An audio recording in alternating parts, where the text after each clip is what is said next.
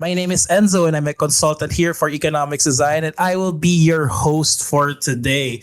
We are very thankful to have you here and join us as we learn more about this complex space we call Web3. And the title of today's session is Maximizing Your Yield, a guide to staking and DeFi. And today we are lucky to have two fine gentlemen with us right now from our guest company, Stader Labs, joining for this session. So we have the founder of Stader Labs, Gajjala. Did I say that correct? Who is actually the founder and as well as the head of community, Antonio Morales. Welcome, gentlemen, to today's session. Could you kindly introduce yourselves to everyone who's listening? Thanks a lot. Thanks a lot, Eman, Enzo, for having us here and everybody who's joined to listen in today. Thanks a lot for your time. My name is Amit. I'm one of the founders of the Stader protocol and Stader DAO. Glad to meet all of you today. By way of introduction, my name is Amit Gajjala. I come from India, born and brought up in India, currently based out of Toronto, Canada. I handle all things business and non-tech. Okay, I'm glad I didn't mess up your name. Thank you. And Antonio, go ahead. The floor is yours. Introduce yourself. Sure. Thanks for the invite, Enzo. So my name is Antonio. I have been in crypto since 2017, but in particular since summer of 2020, I delved into DeFi, and in particular, I delved into the multi-chain landscape and how liquidity is fragmented across different blockchains and how these ecosystems function as separate entities that are connected by bridges, right? So I have been helping Stader Labs on this multi-chain journey, this beautiful multi-chain journey that has brought us to 6 different chains so far, and now we are preparing our assault to the big giant, which is Ethereum. So we are very excited of the unique product, the unique value proposition we are building on Ethereum. I'm pretty sure we will talk about it during the session. Yep, we will go through that as well. But let's get to know more about you guys. And you mentioned that you got into crypto because of DeFi. And I think around 2020, a lot of people were actually onboarded to crypto through these decentralized financial protocols. So I just wanted to ask for both of you guys, can you also walk us through like your professional experience, your background, and how has it prepared you to be leaders in the space, especially at Stader Labs? So quickly talking about my journey. So I started my professional career with a consulting firm called AT Kearney. It was a global management consulting firm. And then I jumped into the Web2 startup world doing multiple strategy and management roles. My latest stint before getting into crypto full time in 2020 was with one of the largest India's food tech player called Swiggy. I used to head strategy and transformation and then was following the DeFi summer and the proof of stake evolution from the sidelines till 2020. Well, in my case, Enzo, I am an aeronautical engineer by profession. I also have a second degree on economics. So I've always been fascinated by finance and economy. That's why, when I started learning about crypto in 2017, I really went into the rabbit hole very quickly. And once I made the full transition into Web3, I never looked back, right? I'm really happy to be working in such a nascent industry and be working on products which I think will redefine finance and economics as we know them, right? Like traditional finance has been quite stagnant for the last 30, 40 years.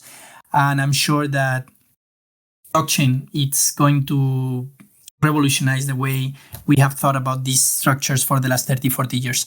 So that's a little bit my professional background when I started working heads first in DeFi. Into crypto. Yeah, I'm pretty sure like whoever thought or made up blockchain didn't really foresee how much of an impact it could be. And a lot of people iterated on it. And now we have DeFi. In 2020, we had DeFi, we have blockchain gaming, and we all have a lot of other protocols that are building in the space right now. And one of those protocols is basically Stader Labs as well. So, Antonio, can you also give us a brief history behind the company? How was it formed? Especially if Amit is still here, like the thoughts behind coming together and building Stader Labs. Yeah, Stader Labs was formed in June 2021. So we are soon going to be turning 2 years old.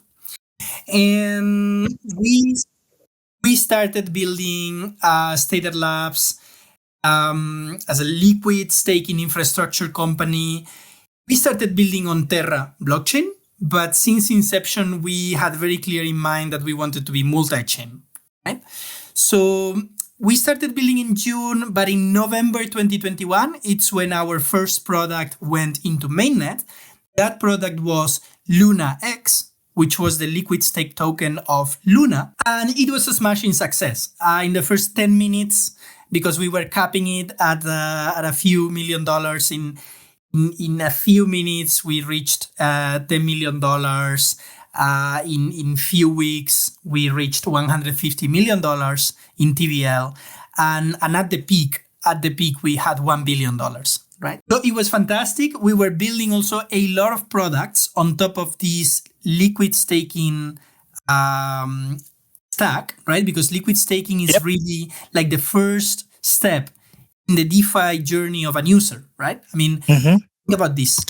It's really like the first one that we get exposed to for DeFi. Staking is really the entry level for everyone coming into the space. That's correct. And then normally, in a normal situation versus normal staking, you will be forced to choose between doing staking or doing DeFi with your native coins, right? Like ETH, like Luna, like whatever. But thanks to liquid staking, those two things are not mutually exclusive anymore. So you suddenly don't need to choose between them. You can actually do liquid staking first and then continue your DeFi journey. And that was quite revolutionary when we did it in Terra, and it was an immediate success. We validated our product, we validated our concept, and we were ready to expand to many other chains. Right? Yes, that's right. That's correct. That's a nice insight as well coming from you, Antonio, and the guys at Stader Labs. Good thing you made that. And basically, my next question I wanted to ask is, of course, there are a lot of DeFi protocols out there. There are a lot of staking protocols out there. So I just wanted to ask as well, like, what makes Stader Labs different from the other products in the market, or basically your competitors? Sure, Enzo. I mean, that's a good question because pretty much we can see that in LSDs, I mean, in liquid staking, in a similar way as you can see in DEXs or money markets or pretty much the rest of Web3 categories, it's a fairly commoditized landscape. You can see there are a dozen of players in each of these categories. But we are unique, and let me tell you some characteristics, some features about us that we would like to highlight. Go ahead. We are a company that, despite having lost, because Terra collapsed in April 2022, despite having lost that $1 billion TVL that we once had, we were able to have 3 different fundraisers, and we have a very healthy runway for the 6-7 years to come. This has allowed us to hire a lot of people. We are a team of 40 people and counting. We are building a lot of products atop of the liquid staking stack. We are live already on 6 chains, right? Let me enumerate them to you. The most popular of them are Polygon and BNB chain. Okay, those are the 2 most popular blockchains. But we are also live on Hedera. We are live on Phantom. We are live on Near, and we're live on Terra 2.0. You will not find, well, you'll maybe find one competitor that has been so proactive in expanding to other blockchains. But most of the liquid staking protocols will just keep their core competence in one blockchain. Whether it's Lido with Ethereum, whether it's Marinate with Solana, right? We are a company, however, that has a big DeFi expertise. We have more than 40 DeFi integrations with partners such as Aave, Balancer, PancakeSwap, etc.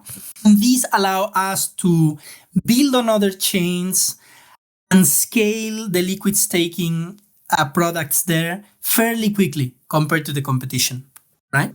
So this is why now we are knocking on Ethereum's door.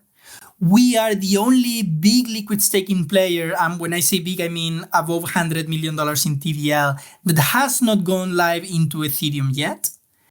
And we are coming with a very unique solution, right? We are not coming into Ethereum just to grab TVL, just to grab market share.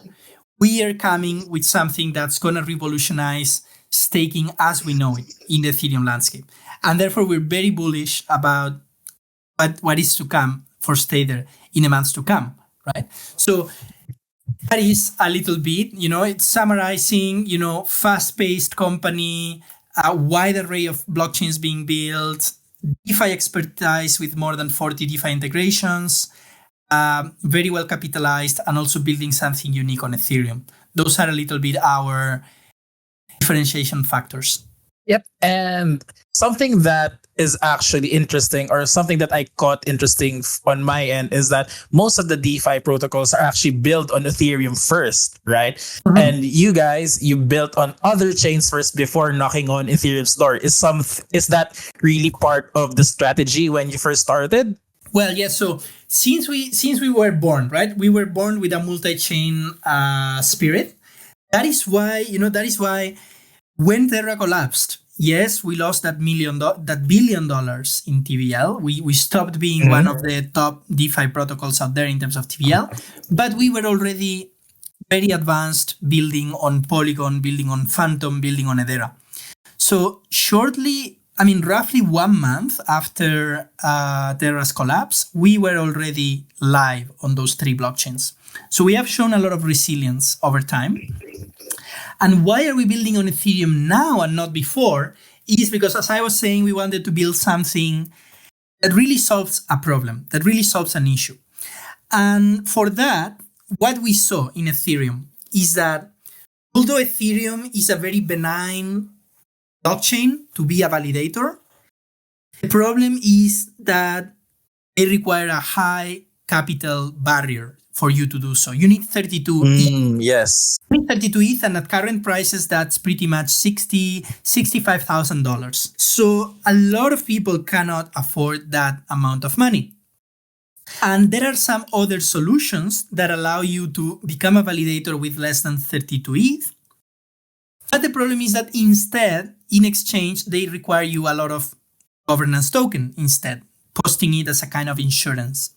So we met a lot of a lot of wannabe node operators that told us, I would really want to be a validator in Ethereum because, it's like the gold standard of blockchains, but I cannot do so because of a matter of money. I just don't have $60,000 or I don't have $30,000, which is like the closest competitor offering right now. There's really a trade-off, right? You were mentioning there's a trade-off in terms of having enough ETH in order to become a validator, or if it's not ETH, it's in another token. That's really a pain for most of those who want to become a node validator. Yeah, because some people are like, hey, these people are asking me to use less ETH, but at the same time, they're asking me $3,000-$4,000 on a governance token, and I don't feel comfortable holding that, right? And it's a valid concern. So enter ETHX. Enter ETHX architecture, which we built with validators in mind. What we are doing with ETHX is that we are reducing the barrier to spin up validators to only 4 ETH. So that's 8 times lower than what you need. That's much lower. Much lower. Now, for you to be able to offer 8x, 8 times lesser bond, there is a small trade-off. And the small trade-off is that because I'm going to be delegating so much ETH to you, Enzo, if you are going to be running 4 ETH validator, I'm going to be delegating to you 28 ETH coming from liquid stakers. Liquid stakers are those that they will not run validators themselves, but they will delegate their ETH in exchange for that convenience and in exchange for a little commission that you're going to be taking out of them. Mm-hmm. It's a similar way as STETH from Lido works. You go with the convenience of having everything outsourced to Lido, but you will pay 10% in commission to Lido, right? Fair enough. So what we are doing is that to make sure that we do not jeopardize those 28 ETH that we are giving to the validator, we need to make sure that we will be able to kick you out. I will use that word, and it's not we as Stader employees, it's we as the smart contract. The smart contract architecture will be able to kick you out in case you start misbehaving. Because in case you start misbehaving, in case you start like taking a serious risk of slashing, you are going to lose not so much of your capital, just 4 ETH, but a lot of capital of other people, 28 ETH, right? So this is why we need something called forced exits. And forced exits needed withdrawals to be enabled. And as you probably know, withdrawals have just been enabled with the Shanghai upgrade that happened on the 12th of April. Yep. And this is why ETHX had to come to fruition now in Q2 2023 and not before. So that answers the question of why are you coming to Ethereum now and not 2 years ago? Well, we wanted to add value to the network.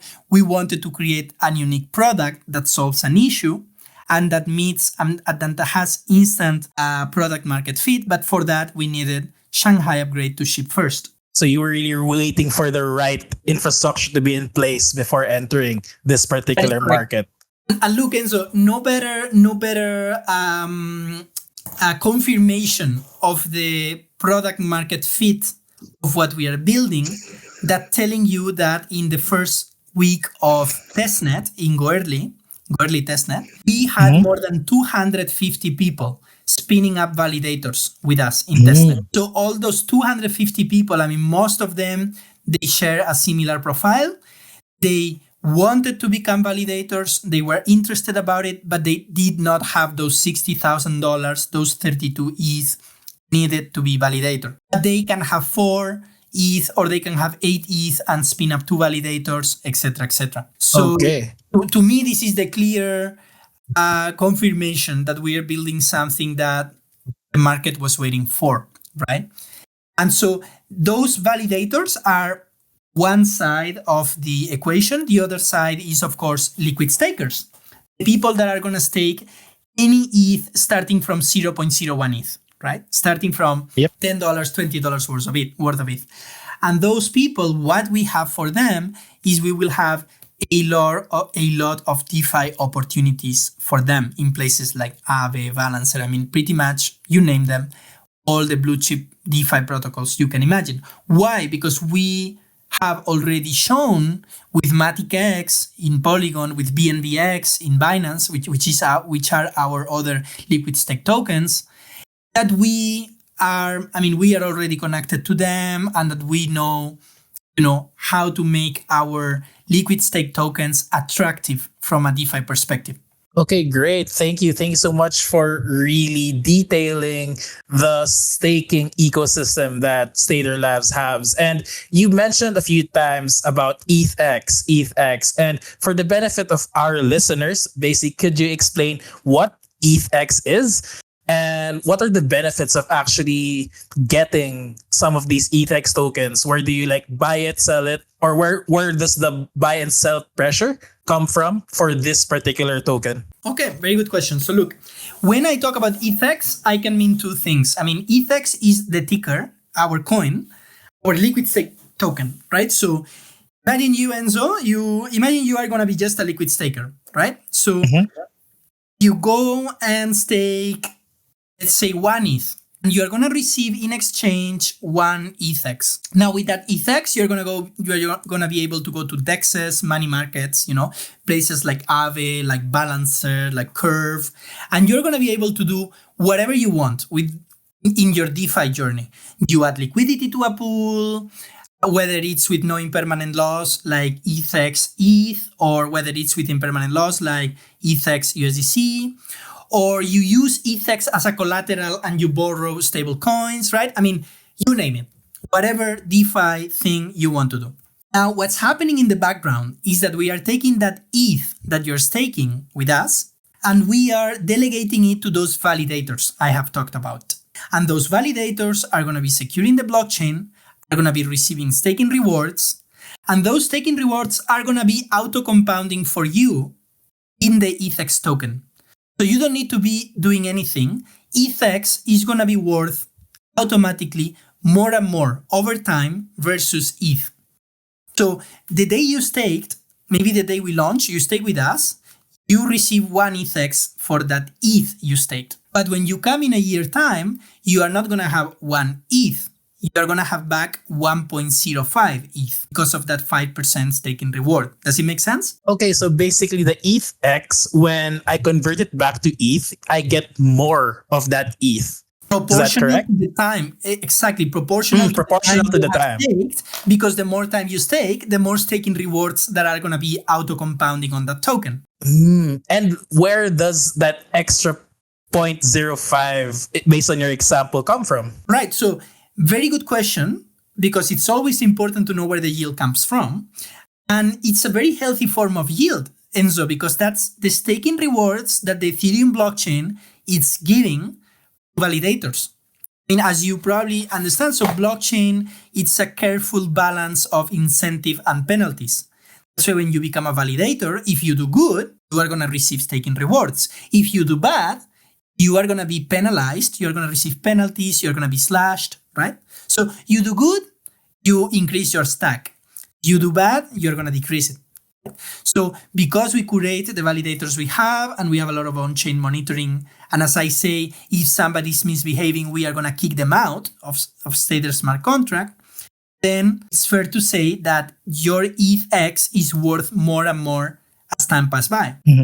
Just to finish, so sometimes we talk about ETH, meaning like the structure of like the architecture I have talked about, and how we pull 4 ETH from a validator and 28 ETH from liquid stakers. Now, something that's interesting to mention is that we are currently in testnet. As I said, we've had more than 250. I mean, by now it's 300 already. 300 beta testers in Go Early. And we are going to be doing tests for roughly another month. And it's fair to say that late May, early June, we will be launching ETH in mainnet. Okay, cool. That's actually a nice utility to have to acquire some ETH. But I also wanted to ask, what else can we do for that particular token? So can we stake it again, or to get a different kind of reward? Or maybe can we convert it into other cryptocurrencies? What else can we do with ETH basically? Very good question. So look, basically, I mean, I will not answer only like what can you do with ETH. Is basically you're asking something more general, which is what can you actually do with a liquid stake token? And by the answer I'm going to give, listeners will probably understand this whole hype around LSD protocols that has been happening since the beginning of the year, right? And that has seen the price action of these tokens be very positive over the last month. What people have come to understand over the last months is that liquid staking is the most superior form of staking out there. And staking is an essential part of a proof of stake blockchain. Be it Ethereum, be it Polygon, be it BNB chain, whatever it is you mentioned, whatever it is. So look no further than Coinbase. Coinbase was doing plain staking. When you have ETH on Coinbase, they would tell you, do you want to stake this? And they would stake it in a normal way, meaning they lock your tokens and your ETH is not accessible until you decide to unstake it. Now, Coinbase realized how powerful liquid staking was, and then overnight decided to liquefy their staking holdings, and they created something called CBETH. So suddenly they migrated from normal staking to liquid staking. Today, more than half of all the ETH that it's staked is staked with liquid staking protocols, whether it's Lido, whether it's Coinbase, whether it's Rocket Pool, and soon to be Stader. And liquid staking is very powerful because you have all the advantages of normal staking, all of them. You don't renounce to anything. But on top of that, you can customize your DeFi journey as you see fit. Because if you are very risk averse, you are just maybe going to be holding that ETH in your wallet. But if you want to get some extra yield, you can go to a place like Balancer and add liquidity. And now, how much more risk on you want to be? if you don't want to be too risky, you are going to be adding it to a pool with no impermanent loss, like ETH, because ETH and ETH are always going to move on tandem. Yep. Drops 10%, ETH drops 10% too, because it's just a liquid stake token. I mean, it's a derivative of the coin, right? If you really want more yield, really want more rewards, but you are also okay being subject to impermanent loss, you may want to do an LP with something like ETH USDC. Maybe what you want is to use it as a collateral in a money market. You go to Aave, you deposit, let's say, $1 million worth of ETH because you're still very bullish on ETH, and you want to have a yield-bearing version of ETH instead of a liquid one. And with that, you borrow, let's say, 500,000 stablecoins to do other things in DeFi. And imagine at a certain point, you just get bored. I mean, you just want to do something else with your money instead of ETH. And you just go to a place like Balancer or like Uniswap or like Curve and swap it immediately. You make it liquid immediately by swapping it to ETH or by swapping it to a stablecoin. So that is why you get the best of both worlds. You get the best of DeFi, you get the best of staking, but at the same time, you have a liquid asset. You can get the best of DeFi according to your risk appetite, or you can get out of it at any time you want. Actually, that's kind of cool. Like it's really perfect for what we're discussing today in terms of maximizing your yield in staking. So apart from just staking your ETH, you could actually do a lot more by doing something with your ETH as well. And yeah, I just want to shift the topic a little bit and explain more of the technical aspects to it. I was looking through the different documents that you have, and I've kind of like wanted to know more about this multi-pool architecture that you have. I think it also has something to do with the nodes for the validators. Like you have two different nodes out there, permissionless and permission nodes. So for the benefit of everyone that's going to listening to our conversation, can you briefly tell us more about this multi-pool architecture? What is a permissionless node and how that differs from a permission node in your ecosystem? Great, Enzo. Very good question. So look, until now, when we were talking before about this value proposition that we're bringing to Ethereum and how we are democratizing the access to validation thanks to reducing 8 times the capital barrier, that was for what we call permissionless node operators, meaning people that want to be validating the blockchain and do not want to do any KYC, do not want to share any information with Stader whatsoever. Where do they live? How old are they? Etc. Now, what happens with the permissionless options out there is that they have not been able to scale fast enough versus centralized players like Lido or Binance or Rocket or Coinbase, for example, right? Suffice to say that 4 players, Lido, Coinbase, Binance, and Kraken, hold 60% of all the ETH staked. So that represents a big vector of attack, a big centralization force, and something that the industry should strive to reduce. The problem with permissionless options is that they cannot scale fast enough sometimes, because imagine, Enzo, that we have a lot of people wanting to liquid stake, but we don't have enough people want to be validators putting 4 ETH, because 4 ETH is more accessible. I mean, 4 ETH right now is about $8,000. Still, maybe not so many people have $8,000 and have the tech savviness and the time to dedicate to that. So that is what has happened to other competitors out there, that even though a lot of people wanted to stake with them because they're decentralized more than the other players, they simply didn't have enough node operators. And then they had to stop, they had to halt deposits. And of course, that greatly hinders growth because people will just go to a centralized player like Lido instead. So this explains why Lido, for example, had 30% of the market share, right?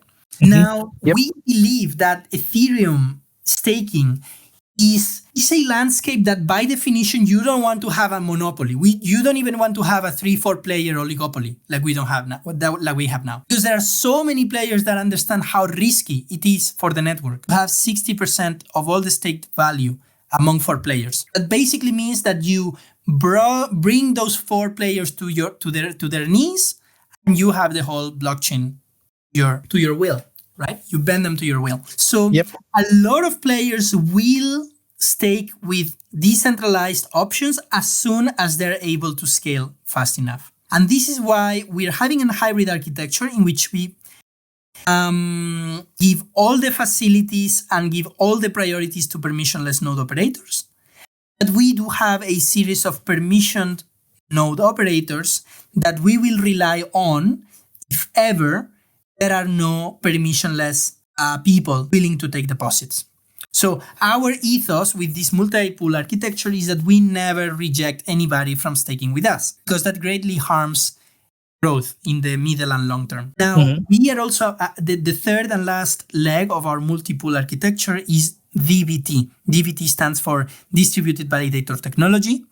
And we are an early partner with SSV. And DVT technology promises to reduce even more the barrier of entry for becoming a validator.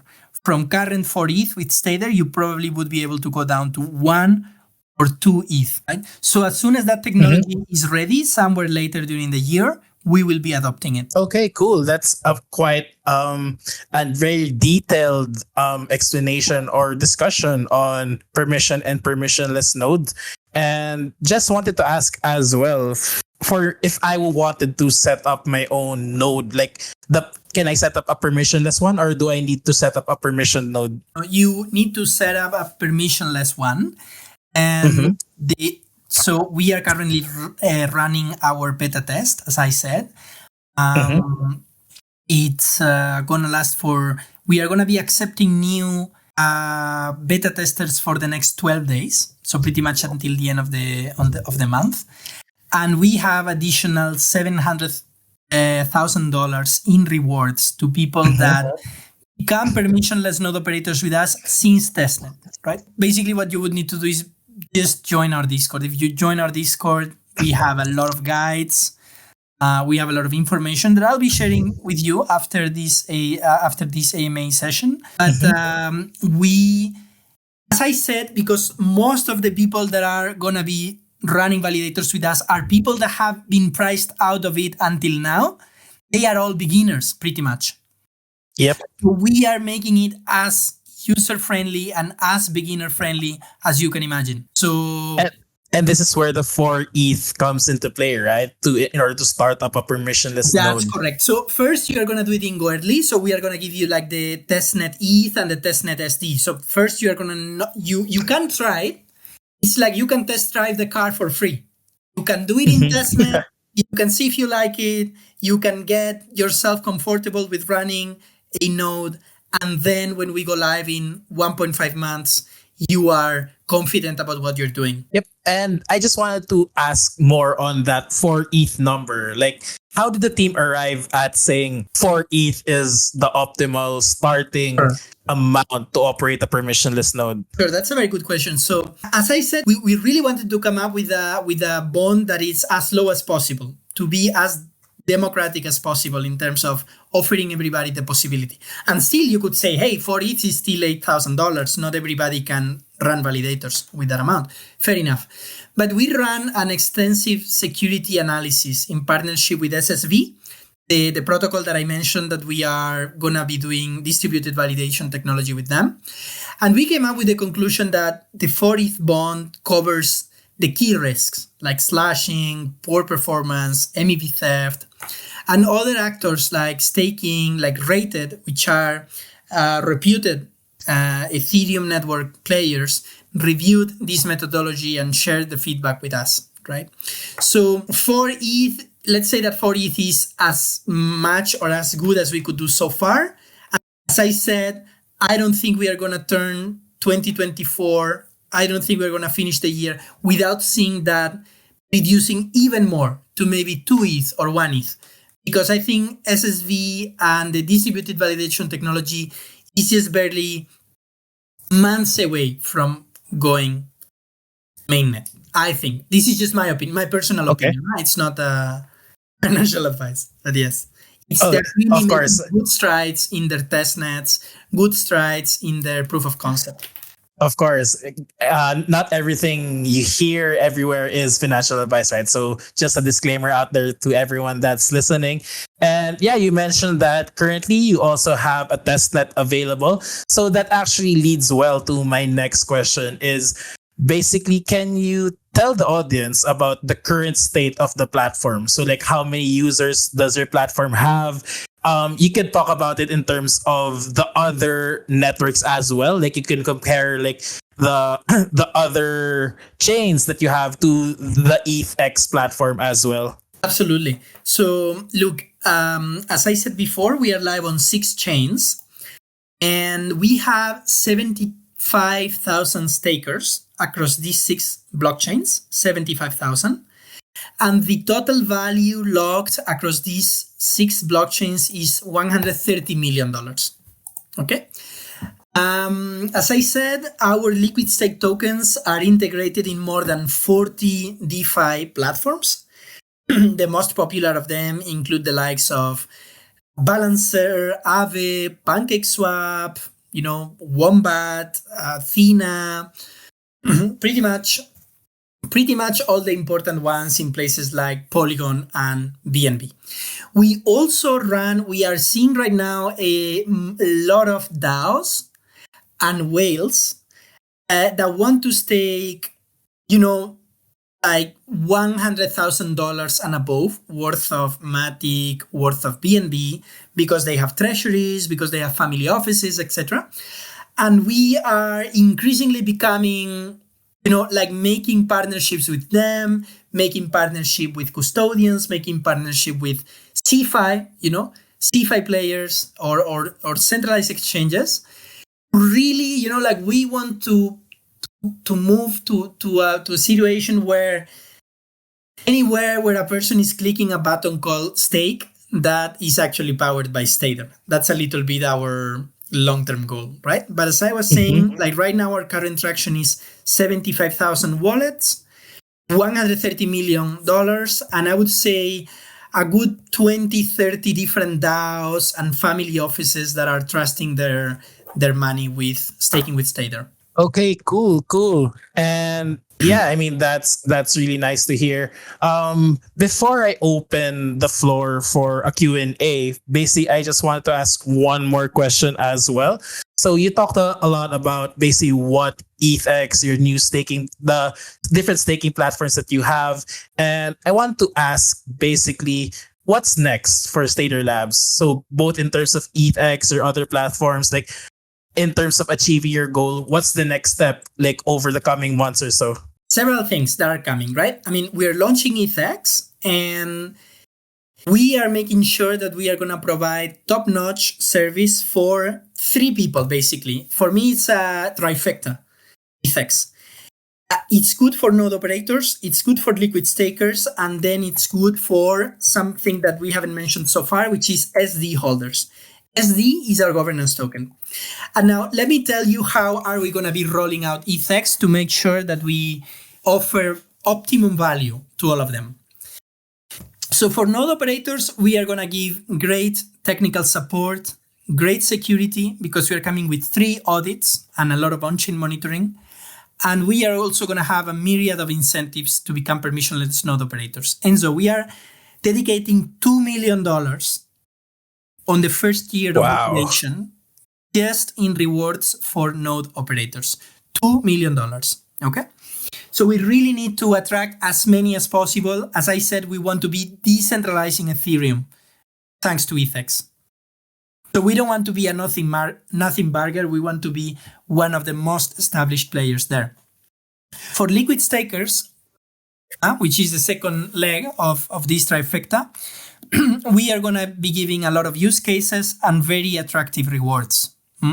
So our promise, our commitment is to make ETHX to have as many use cases as you can imagine on blue chip DeFi protocols, right? Mm-hmm. And as soon as we gather enough liquidity and enough momentum on Ethereum mainnet, we want to hop into L2s like Arbitrum, Optimism, zkSync, etc., right?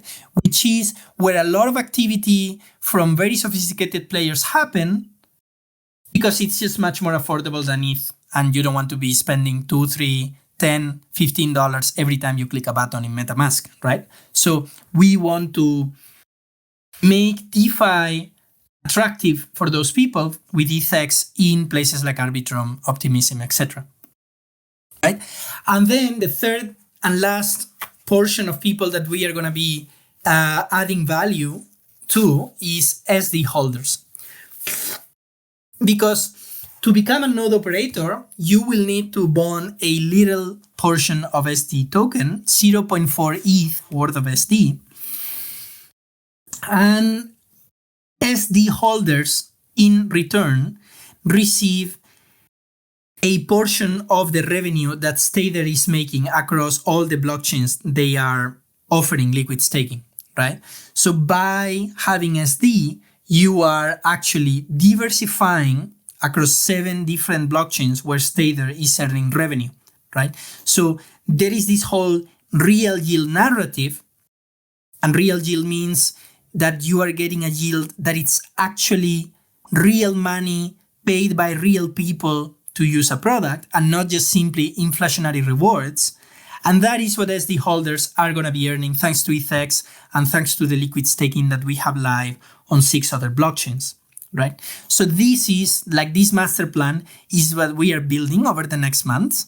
And thanks to our DAO, which we are decentralizing our governance into, and we have started a delegation program barely 2 weeks ago, we are going to be making it happen, and we are going to be putting the decision-making power in the hands of the community, right? Whether they're node operators or whether they're SD holders. So you mentioned that the third beneficiary or the third main party in this ecosystem is the SD holder. So I just wanted to briefly ask this. Do I have to stake this SD token in order to receive those rewards, or do I get it as long as like my wallet holds a certain amount of this token? No, yeah, absolutely. So look, when you are a liquid staker, you don't need to hold our token to receive your staking rewards, right? I mean, you're liquid staking, you're staking ETH or BNB or Matic, you receive Matic X, BNBX, ETHX, and you don't have to do anything because that token is already auto-compounding the staking rewards for you.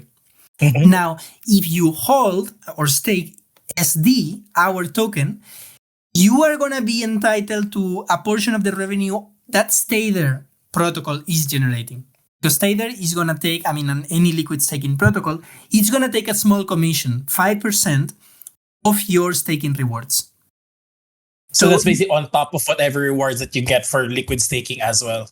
Correct. So that SD holder, that SD staker, whatever the mechanism we end up going with, it's going to be receiving that revenue that Stader is making in Phantom, that Stader is making in BNB, that Stader is making in Polygon, and that Stader will be making on Ethereum when we go live. But you don't have to have exposure to the SD token if you just want to be a liquid staker. Very, very well said. And actually, we are approaching the latter end of our session today. So I think we have a few minutes. Antonio, I'll give you the floor for anything else you want to say, some closing remarks before we end the session. Yes, please. So I would like to finish with a call to action. I had so much fun in today's call, guys. Your questions were really well thought. I would really want to make a call to action. If anybody, holds anywhere between 4 to 32 ETH, and until today has been priced out of validating the network, you seriously should consider joining Stader Labs and help decentralize the network, help staked ETH flow from centralized players to permissionless players like us. We are working on having a staking revolution in Ethereum, and we are barely 1.5 months away of going mainnet. I encourage you guys, if this is something exciting for you, to join our Discord and be part of the revolution. If you want to be just a passive actor, of course, you can just liquid stake your ETH once we go live in a month time, anywhere from 0.01 ETH onwards. But if you happen to have between 4 and 32 ETH and you want to have an active role decentralizing and securing the network, please join us as permissionless node operator. That's it for me, guys. Thank you. Thank you so much. And that concludes our session today, Maximizing Your Yield, a guide to staking and DeFi. I would like to thank Antonio, head of community of Stader Labs, for really talking and guiding us through how to stake on their platform, the difference of liquidity staking and other forms of staking as well. And a while ago, we also had Amit, the founder of Stader Labs, but unfortunately, due to technical difficulties, Antonio had to do all the talking, which turned out pretty great as well. So yeah, I mean, I would like to thank everyone who took the time out and really listened into the session. My name is Enzo, and that concludes our AMA session. Thank you everyone for joining.